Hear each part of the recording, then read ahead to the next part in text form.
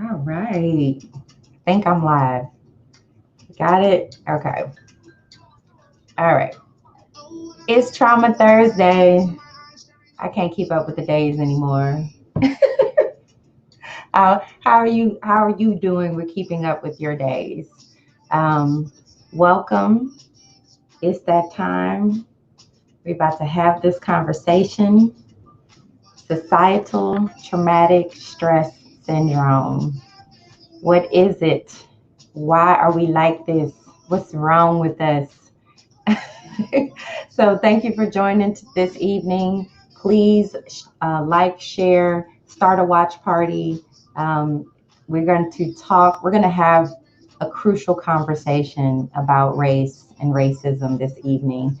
And so I thank you for being here. Let me know that you're here. Drop where you're coming from, where you are, and just say hello, and just know that I'm thinking about you. I know that wherever you are, whoever you are, you going through some stuff right now. We all going through some stuff right now. So when I'm not even gonna ask you how you are, because I know that you going through some shit. So thank you for joining. We're going to let me make sure that I have it shared on my page too. And please get your tap your homies, tap your friends. This is we're gonna talk about.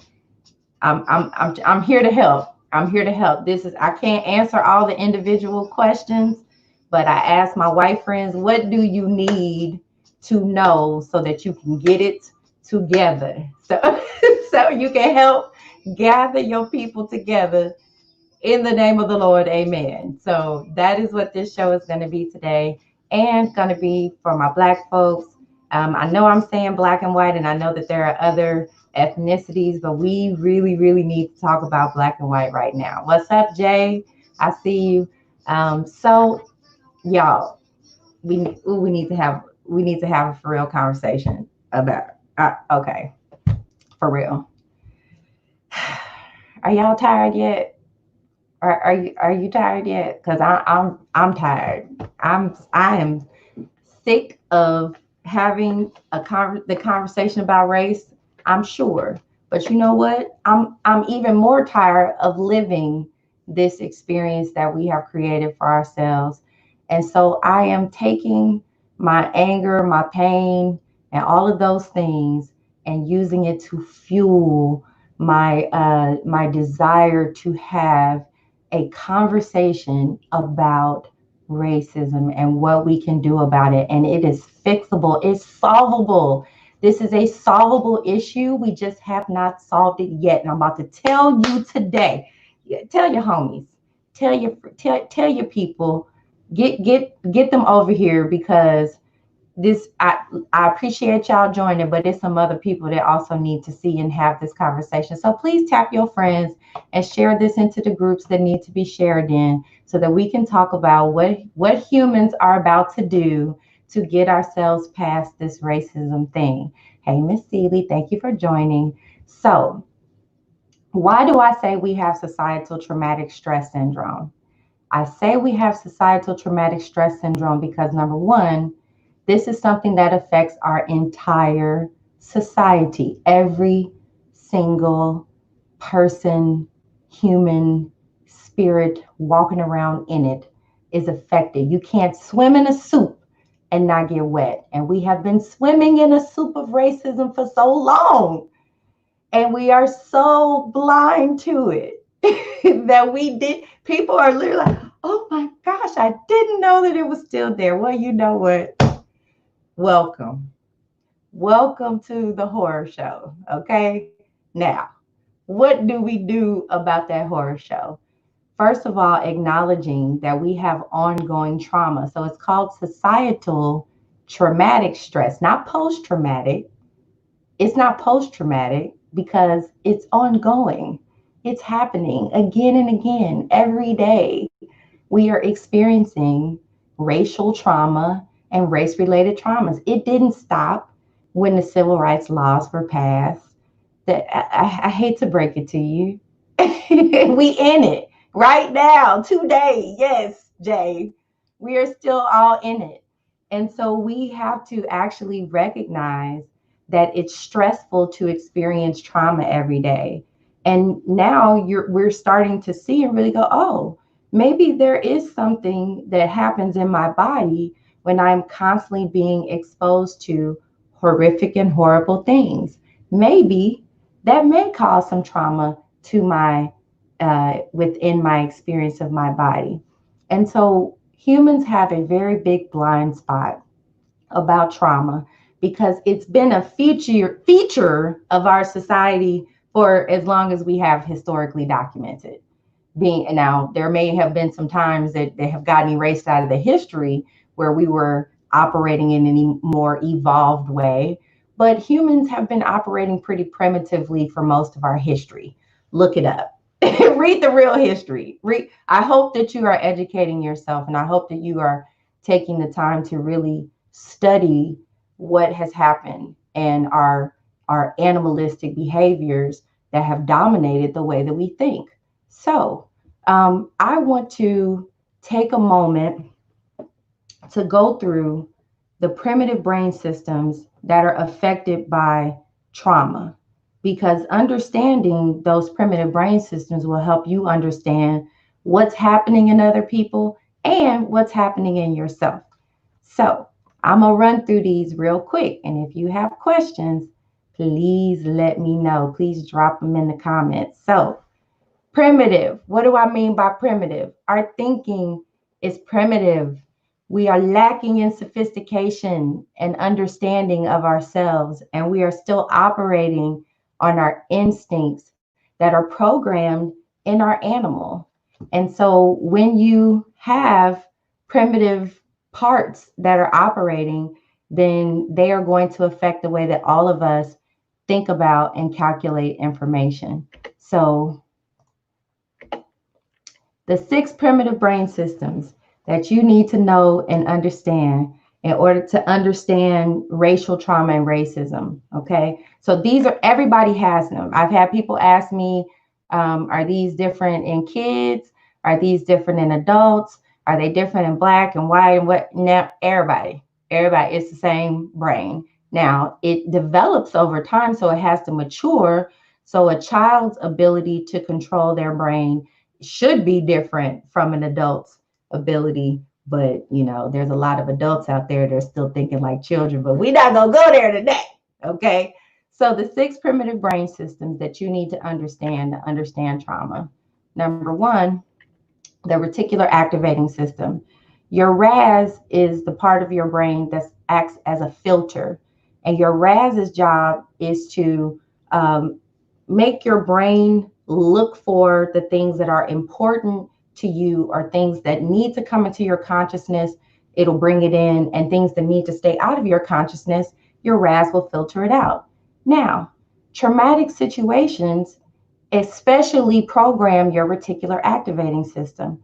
So if you have had an experience that is painful or traumatizing to you, it's going to even more cause your reticular activating system to be looking for something painful to happen and be looking for the trauma so that it can get ahead of it and protect you from that trauma happening again.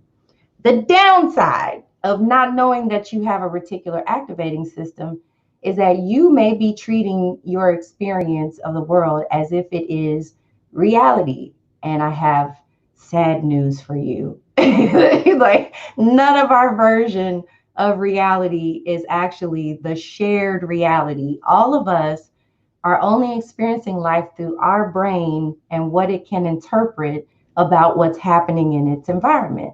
And so as your RAS is filtering information, an example of your RAS would be if you ever go to buy a car and all of a sudden you see that car popping up all over the road and you're like, oh, of course, that's a sign. I need to get this car. No, that's your reticular activating system that has been programmed now to pay attention to that particular car. So your amygdala, the second brain system, your amygdala is the part of your brain that creates your emotions. Your amygdala is going to create the emotion that is specifically related to what you believe is happening in your environment. So an example of your amygdala is sometimes I'll say to myself, my kids are really getting on my nerves. My kids are really driving me up a wall. And when I'm saying my kids are getting on my nerves, it is creating the experience of that. Now, if I'm being specific, I might say my children are doing something that is causing me to feel annoyed. And that is a different way of thinking about that, and that will create a different emotion in me that will change the way that I feel about something. So your amygdala creates your emotions proportional to what you tell yourself is happening in the situation. It most of the time we say other people are making our emotions. You're hurting my feelings. You're making me mad. You're making me angry. That is actually not how it works. Your anger is coming from what you are telling yourself about that situation, and you have control over that. The next brain system that you need to know is your somatosensory cortex. Your somatosensory cortex is misspelled on the screen, but it's going to get fixed. Your somatosensory cortex, or what I abbreviated, your SSC, that's the part of your brain that perceives pain. It does not distinguish between physical and emotional pain. So we have a tendency to ignore pain that doesn't come with physical contact. Okay. And that is not consistent with reality. The study shows that if I'm standing on a hot coal, my foot is going to send a signal to my brain, and my somatosensory cortex is going to, oh, okay, let me move my foot because I'm creating pain. Well, we have a society that has problem within the person when they express pain and not taking responsibility for how that invisible pain is being created. So they did studies that showed that your brain does not distinguish between physical and emotional pain. They scanned people, and their brain had the same response in the same area, whether they were pricked with a pin or whether they were put through scenarios that made them feel emotional pain. So 99% of our pain and our psychological traumas are happening invisibly, and they're not physical. We're not like this because, well, some people are going around putting their hands on other people. So many of our traumas come through people putting their hands on each other and doing physical harm to other people's bodies. But far more of our traumas are happening through our very powerful words and our very powerful thoughts and judgments and ways of interacting with each other, because we are all creators rolling around with this primitive stuff going off on each other. Number 4, your brain reward system. Your brain reward system is your addiction system. It's your dopamine system. Everybody has dopamine. Everybody has a brain reward system. That means that everybody has addictions. It's not just those people over there that are addicted to this, that, and the other, to substances or alcohol or nicotine or marijuana. We're also addicted to salt and sugar and meat and cheese and ourselves and each other and money and television and social media and likes and follows. And we're addicted to being right. So we all have these addictions that are driving our behaviors. But when something is a collective thing and everybody has it, it becomes very difficult for us to actually identify those things within ourselves unless we are truly looking and owning our addictions. So your brain reward system. Number 5, mirror neurons. You have mirror neurons that are a part of they're sprinkled in different parts of your brain, and they help to upload information from the environment so that you can you learn from your environment. So they're a natural part of our programming and the way that we learn to interact with each other, the way that we learn to think about each other, the way that we learn to respond. And so an example of mirror neurons would be if you're around someone and they talk a certain way, and all of a sudden you find yourself using their accent, or you're saying a phrase that they said, or a song that gets stuck in your head. So humans, no matter what era, you could take a human from the 1700s and bring it to 2020, and those mirror neurons will start pulling in the words and the sounds that help to program the way that that person would interact with the environment. But we also have to understand that we're all programmed through different experiences, and different belief systems are programmed into us. So we're all operating from our perspective first. Okay. Now, one last one, the biochemical matrix, number 6. Your biochemical matrix is my shorthand for adrenaline, serotonin, dopamine.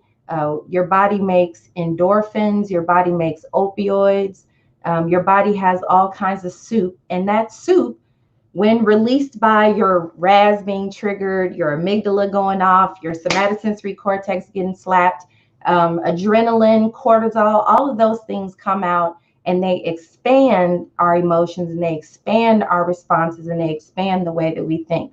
Now, why am I telling you all of this? I just went through all of that. Let me go check the comments. Okay, let's see. So why am I telling you all of these things? I'm telling you this because humans are operating primitively, and that has caused us to be unable to actually truly see how we traumatize each other, and how we can acknowledge that and work to repair those traumas. So how do we do that? The first thing is that you have to recognize your own shitty thinking. You are the only person that you have control over. Okay. So yes, the other folks, they are messed up too. none of us get excluded from this. And I'll tell you this because even myself as a psychiatrist, I only started understanding this over the past few years. It was a process where I would truly say God led me to a deeper understanding of how I think and how human beings think. And that helped to connect the dots to say, well, if we are having so much difficulty talking about this particular thing, what is driving that behavior? And it's us operating primitively, because we're still operating on a cultural psychology that was shaped by predominantly by white male human beings. And it's shitty. First of all, very subjective. So when we're thinking, our words and our thoughts have power. They're creative. They actually, your thoughts create something inside of you. And in that thinking, it's going to create an emotion. The emotion is going to be, your amygdala produces, it's going to be red or green, fear, love, negative, positive. So if you have a thought and it's subjective, it's opinion oriented labeling. So that's where, you hear so many people using terminology that's extreme. You're stupid. How many people do you know are trying to have conversations about racism right now, and they're name calling, or they're using inflammatory words or inflammatory language? That is just their label for it. But those words actually come with emotions that we are not paying attention to. So when people are using subjective language, they're thinking with those primitive brain systems running the show. Harsh, judgmental in nature. We are very pulled into looking at what everybody else is doing. Okay, this is part of our design. We just love sizing everybody else up and telling them what's wrong with them. Can't you just break it down? I know you can. I know you just tell everybody else in your life what is wrong with them. Well, the problem with that is that it takes your mind off of your game piece. And your game piece is what you have to learn how to control in order to break the cycle of trauma and racism. And in that, you have to start watching for, is what I'm saying judgmental? I had somebody ask me earlier about a colleague who commented that Black people are lazy. So subjective label, lazy, harsh, judgmental in nature. Okay. And so when I hear that, a statement like that, it makes me think about, well, what is the behavior that a person may be seeing that they're calling lazy, and why are they sizing it up like that? What is the actual descriptive behavior, as in, this person doesn't want to work for you, or maybe doesn't want to go fast in doing a job, and doesn't want to do it at all. They tired of it. They don't feel like it. But what are the factors that play into someone doing that behavior? That is what we have to start thinking about in order to break ourselves from a thought process that is non-empathetic and damaging to ourselves. It is intense. It will be painful and negative internal experience for you and the other person. You'll feel it. Like if you are having a conversation, or if you are even thinking a thought about somebody else that is primitive or shitty in nature, you will feel that on the inside of yourself, because your amygdala will go off. Terrorizing, recreating fear and trauma. We do it to ourselves all the time. All the time. These primitive brain systems, they're set on fear. They're set on negative mode. And so we have a tendency to give far more weight to negative things than positive things in our own mind. And then toxic, emotionally, psychologically, and spiritually toxic.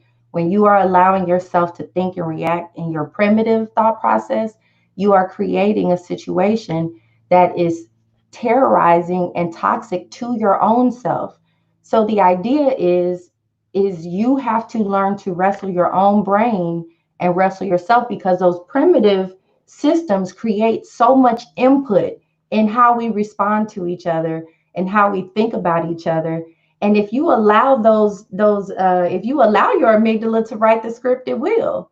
And your primitive brain systems roar, and our prefrontal cortex, this part right here that we need to be using all the time, we're at 10 to 15% of this prefrontal cortex when we're interacting with each other, meaning that the best part of our brain that can come up with effective solutions that take everyone and everything into account are not really in operation when we are interacting, especially around racism, and being able to tolerate looking at the horror show that we actually have created for ourselves.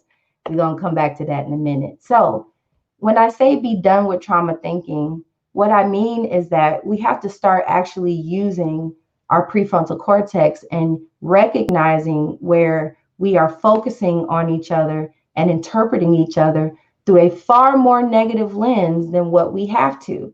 So trauma, we've all been through trauma.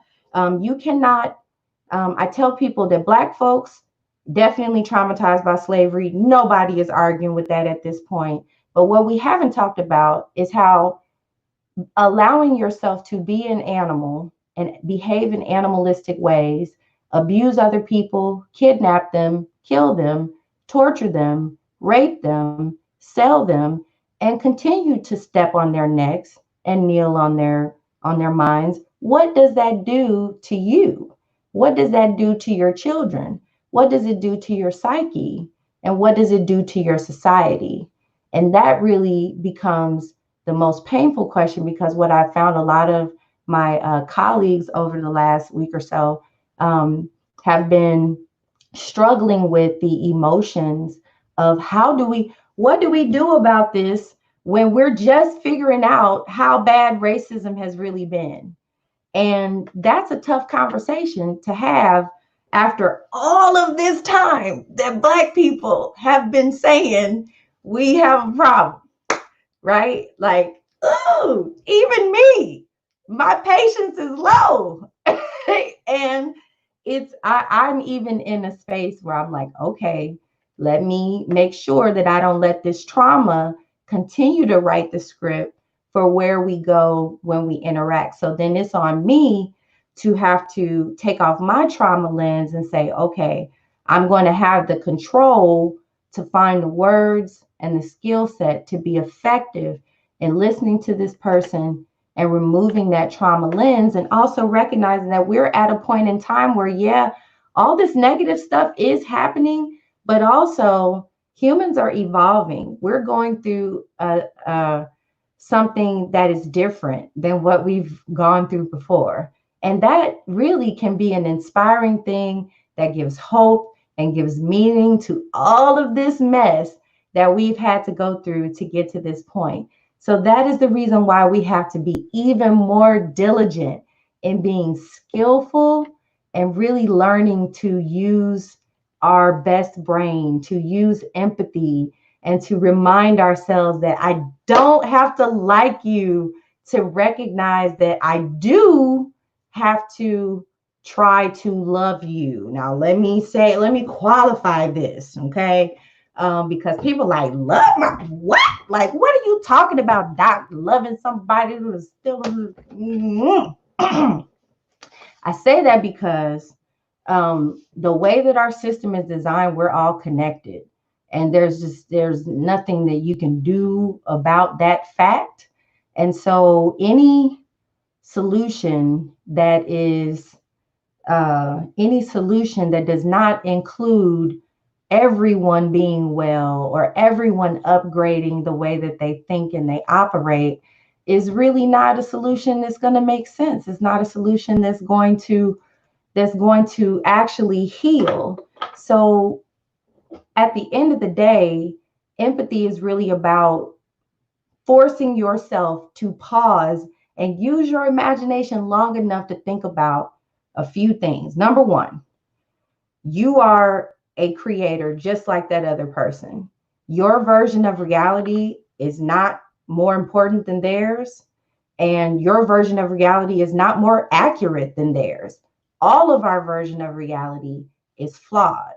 So we have to do a hard reset and recognize that before we start talking or responding to what anyone else is saying or doing, if we are intentional about slowing down and using skills and thinking about what the other person is saying and wrestling ourselves into a better space, we will be able to install empathy, which has been missing from our society from its origins. So I use the acronym LOVE to remember, to make myself remember to use empathy. So love is listen and look with suspended judgment, meaning you take your little version, your little bubble of perception. That's cool. We know, you think you know what you're talking about, right?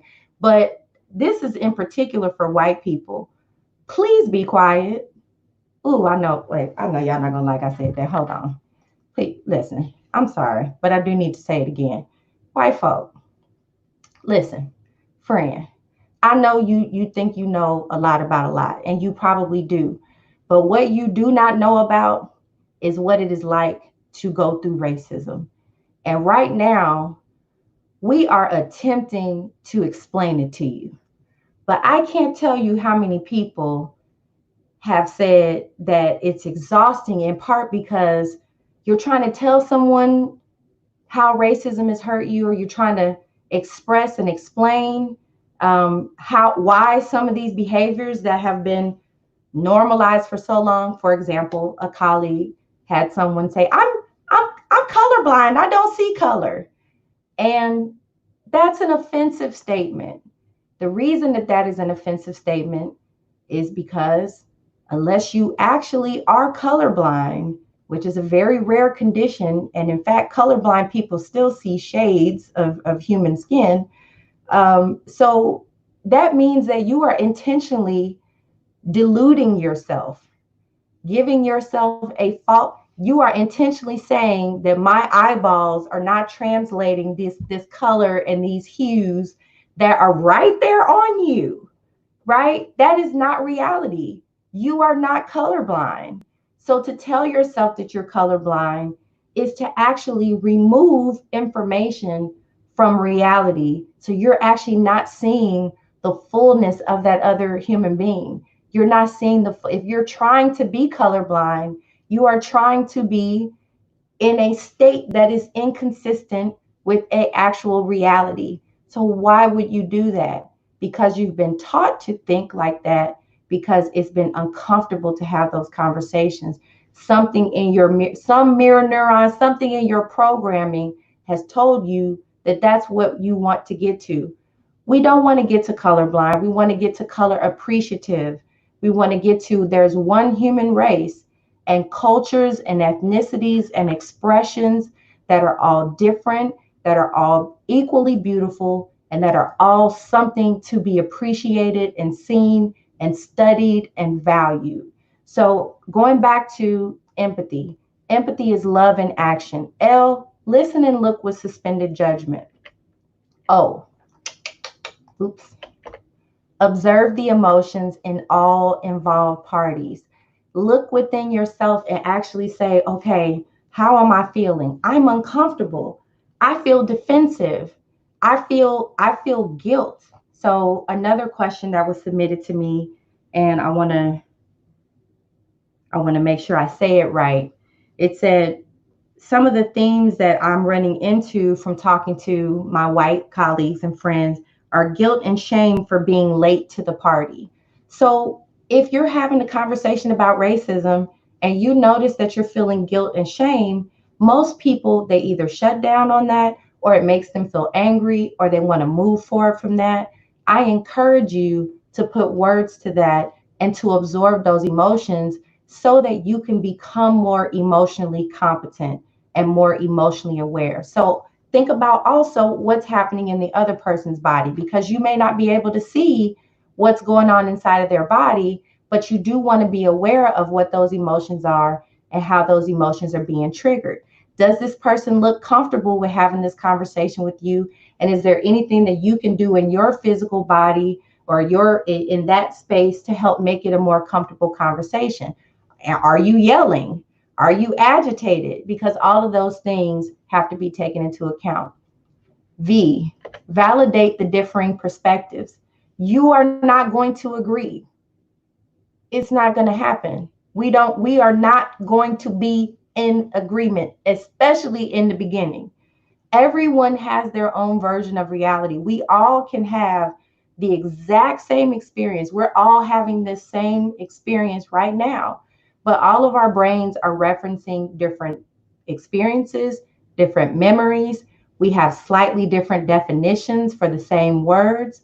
We will all have a different perspective, and we have to actually start validating that while I may not agree with you, your version of reality came from somewhere, and it's my job to listen enough to know what that is so that I can effectively express myself skillfully. And I put creator on there because I'm reminding you that you are the creator of your experience, and you have to learn how to hold on to those thoughts and those emotions and those words, oh, when they're coming out, and think about how the other person is experiencing you and what can you do to make sure that your intention actually matches your impact. Because what most people don't recognize is that we walk around with good intentions. It was my intention to be helpful. But when I said all lives matter, okay, so let's talk about a little bit about the either or mentality. Hold on a second. Let's talk a little bit about the either or mentality that we have. That's a sign of primitive thinking. People say, I support, if you support Black Lives Matter, that you can't support police. Now, that is a example of how our brain would say that it's either this or it's that. And that's primitive thinking. So anybody who thinks that you can only have one thing, one version or another be true at the same time needs help with dialectical thinking, being able to recognize that things that seem like they are opposite can be present and true at the same time. So, what do I mean by that? When somebody's saying either or, remind them that it's not a light switch, it's a dial, right? I can support Black Lives Matter and the concepts of Black Lives Matter, and I can also support that police are very helpful in certain situations. We have problems within any of these things because humans are involved. And anytime you have human beings involved, you're not going to have a completely monolithic thing.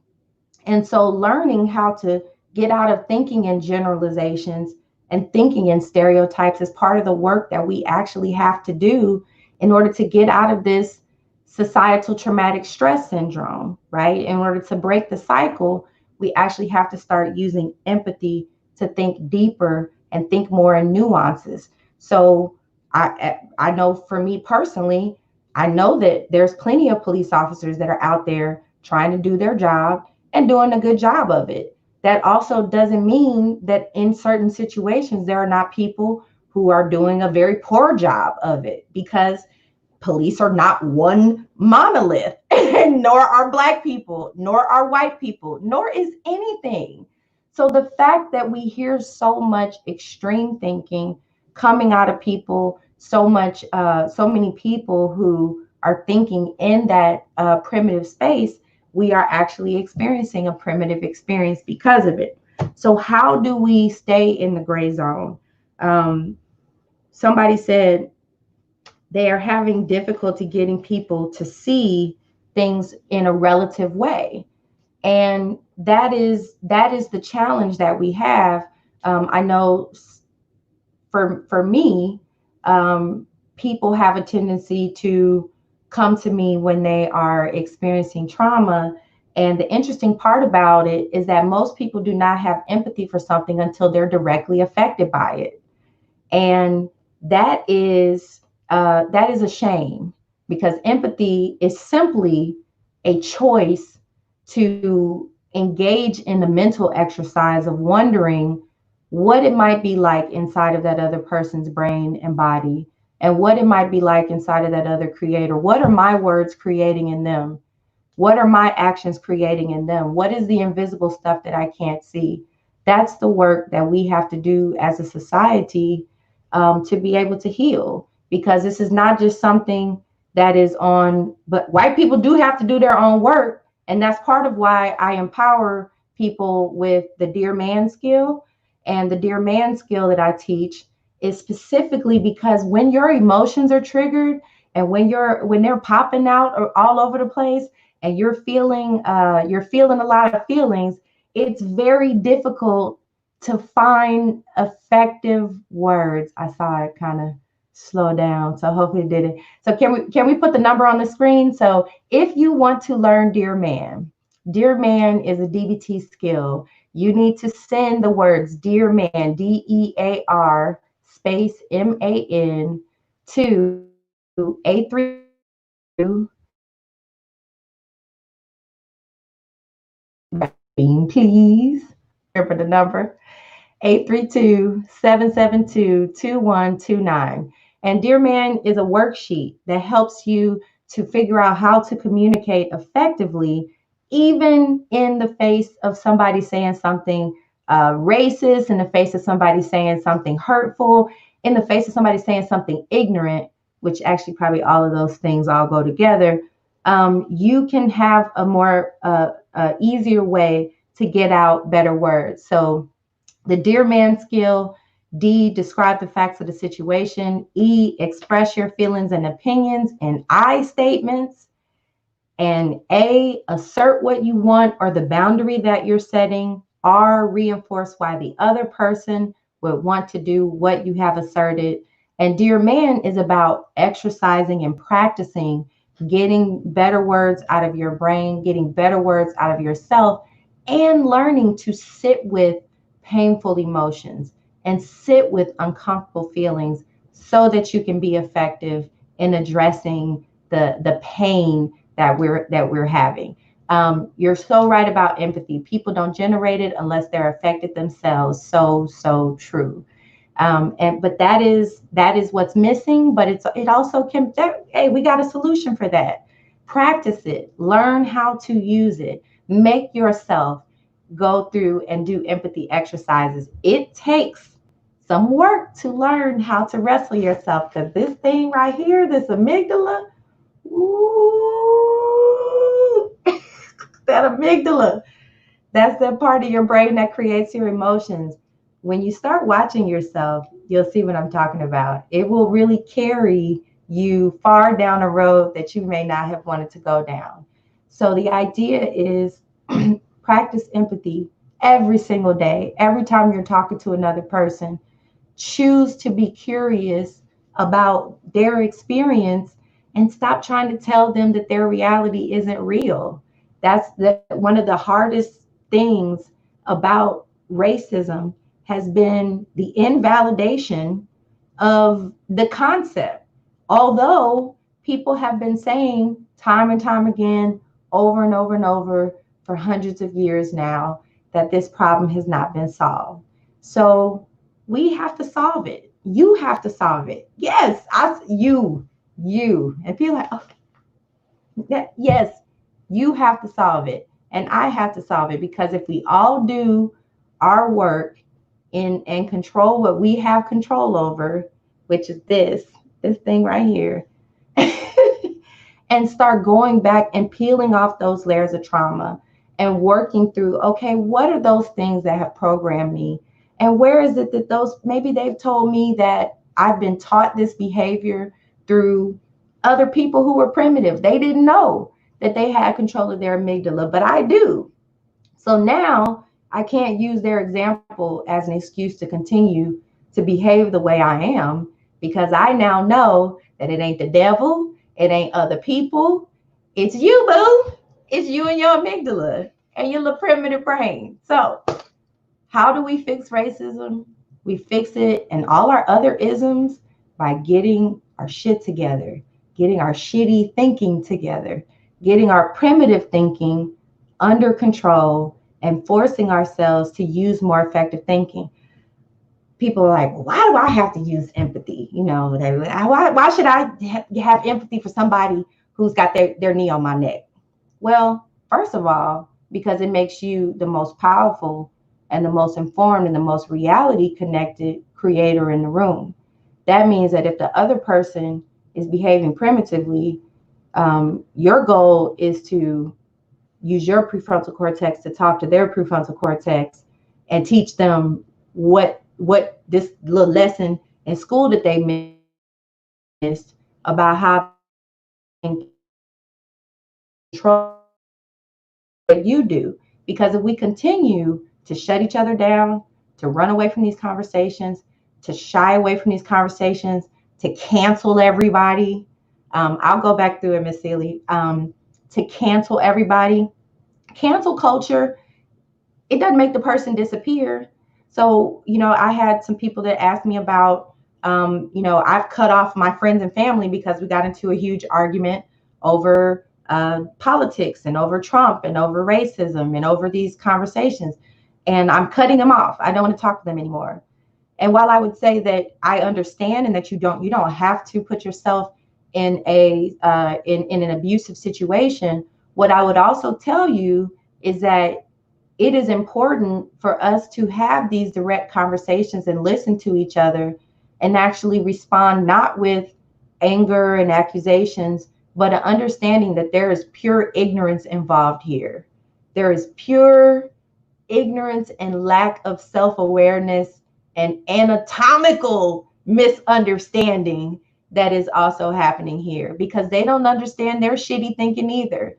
Miss Celia was subjective, harsh, intense, terrorizing to yourself.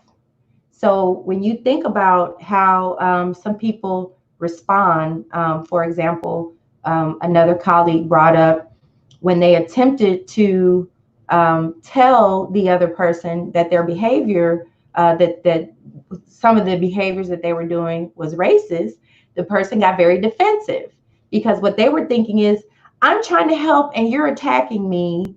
I'm trying to help, you're attacking me. And, how can I help Black people if you guys won't tell us what to do? They ended up having that conversation later on when it calmed down.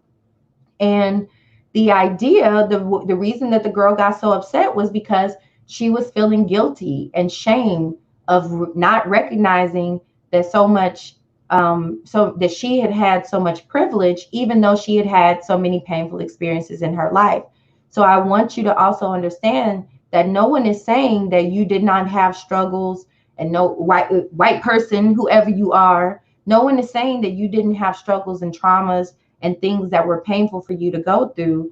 But and think about that, because that means that yes, everybody has painful struggles that they have to get through, But we have a system now where the further that you go from a lighter hue down to more melanated skin, the more painful experiences they get just by default. So then when you look at Black communities and when you look at the behaviors that you see in Black communities, 'cause I even have to get on Black people about this. Well, we shooting each other, we killing each other, Black on Black crime. Why they act like that? PTSD.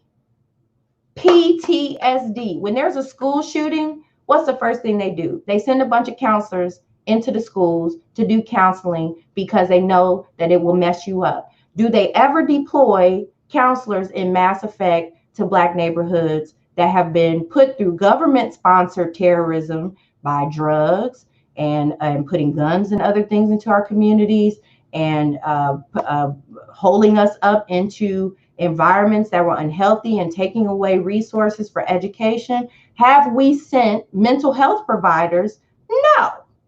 So let's consider that the behaviors that we're seeing are because there are invisible traumas that are unaddressed and can be treated, but they have to have sustained action, not just apologies, not just white-centered performances. We appreciate that you see it now, but we need more than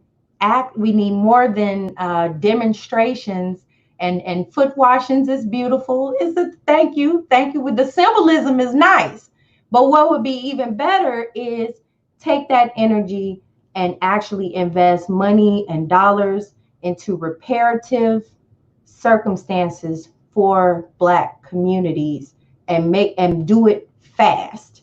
Do it now, not next year, not tomorrow, not now. However fast it has to happen, do it now, because the you cannot heal a wound without going in and getting out the stink. And that's what we're doing. We've cut open the abscess on America's booty and we got to drain it now. So let's get all the funk out. And now let's try to figure out how we repair this thing. And that means that if you are feeling bad, if you're feeling guilty, if you're feeling embarrassed, if you didn't realize racism was going on, if as recently as last week you didn't realize that things were as bad as they are, that's okay. Now your attention is on those emotions. Don't ignore them. That means that there is something there to study and repair. And make yourself do that work to repair, and don't put that work on anybody else. Make yourself do it. Put it on you to become the most educated that you can about not only racism and the true history of humans on Earth and how we have treated each other, but also repairing your own traumas and getting to know your own primitive brain so that you can control yourself better and actually be able to create what you want to create, what we all want to create, which is a healthy world, a healthy species, a healthy earth, healthy animals, healthy oceans. And how do we get to that? Humans have to evolve. We have to upgrade our thinking about ourselves. If you're thinking in black and white labeling still, you're thinking primitively. You have to start thinking on a spiritual level. This is a spiritual being having a human experience sitting across from me in the same packaging I'm in. How can I be effective with addressing whatever deficit of information and skill that this animal, this other animal human spirit also has? So any questions, any comments? I've been kind of keeping up with your comments. I see you. It's time for a shift. This will also be available after this show, but you can find me and Dr. Alauna. That's right. Hey, do the work. Do the work. It's time. We can do this. And I want you to know that it's so, once you start doing trauma work and you really dig into those emotions, we're not talking about years. We're talking about weeks to months, that this can be a resolved and solved thing, and we can be building towards the society that we actually want. I see you, JB. I see you, bro. Thanks for tuning in. So please share, please like, follow. Thank you, Christina, for being here. First time listener. I appreciate you. on Thursdays, 7 p.m. Central Standard Time. This is Trauma Thursdays. You can also follow me on Instagram, Twitter, YouTube. Please subscribe to my YouTube channel so I can get my own little channel name. I got to get up to 100 followers, so please subscribe to my YouTube channel where there is more information about your brain, body, and behavior. And you can go to dralauna.com to access the Trauma Recovery Academy. Empathy Skills Practice for Traumatized Humans is available for $1 a month because I don't want to hear no excuses. None. It better not. And don't ask me anything until after you have done your work. Then I will answer your question. Thank you, Miss Seeley. I appreciate you as well. As usual, I love you. As a whole lot of the time, I don't like you, but I love you so much. And I just want us all to be better. I want to live in that world. So please take care of yourselves and other people. And good night.